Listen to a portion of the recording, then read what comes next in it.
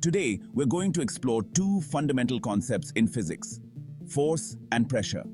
Understanding these will help you grasp many physical phenomena happening around you every day. A force is essentially a push or pull on an object. Anytime you lift, throw, or push something, you are applying a force to it. Imagine you push a book across the table. The force you apply makes the book move. Now, imagine a friend pulls a rope in a tug of war.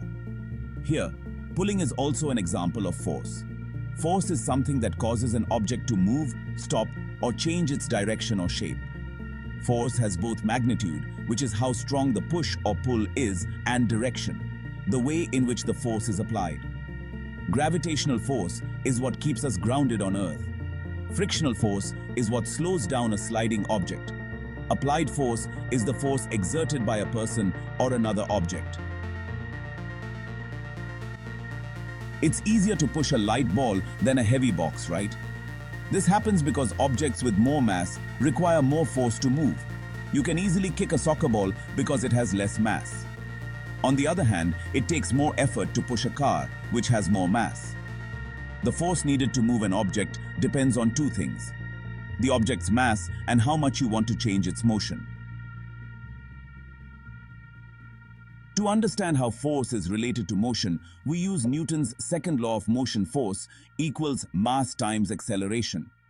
This means the more mass an object has, or the faster you want it to accelerate, the more force you'll need to apply.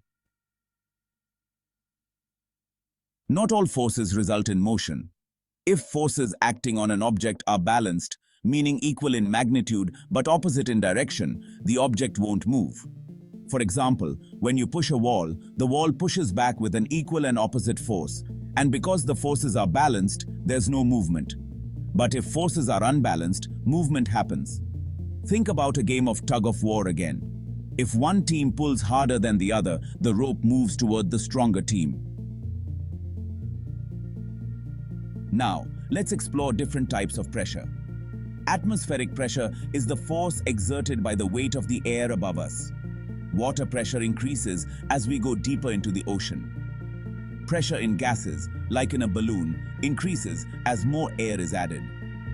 The key point here is, different types of pressure behave differently based on their environment.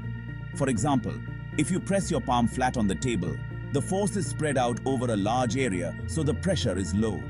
But if you press a pin into the table, even with a small force, it creates more pressure because the area is much smaller. That's why the pin can penetrate the surface. Let's see how pressure works in real life. Take walking on snow, for instance. Without snowshoes, your feet sink because the force of your body is concentrated in a small area. But with snowshoes, the force is spread over a larger area, reducing the pressure, and you stay on the surface. Another example is high heels versus flat shoes. High heels exert more pressure on the ground because the force, which is your body weight, is concentrated in a small area. This can sometimes damage soft surfaces. Applications of pressure. Suction cups. A suction cup works by creating a low-pressure area between the cup and the surface. The higher atmospheric pressure on the outside pushes the cup tightly against the surface. Sharp versus dull tools. Why sharp blades cut better. A sharp knife has a smaller surface area at the edge, so it applies more pressure with the same amount of force, allowing it to cut through material more easily. Pressure and surface area in impact. If you drop a heavy object on a soft surface like a bed, it doesn't leave much of an impact because the surface area is large and absorbs the force over time. However, if you drop the same object on a hard surface, it may crack or break because the pressure is higher when the force is distributed over a smaller area.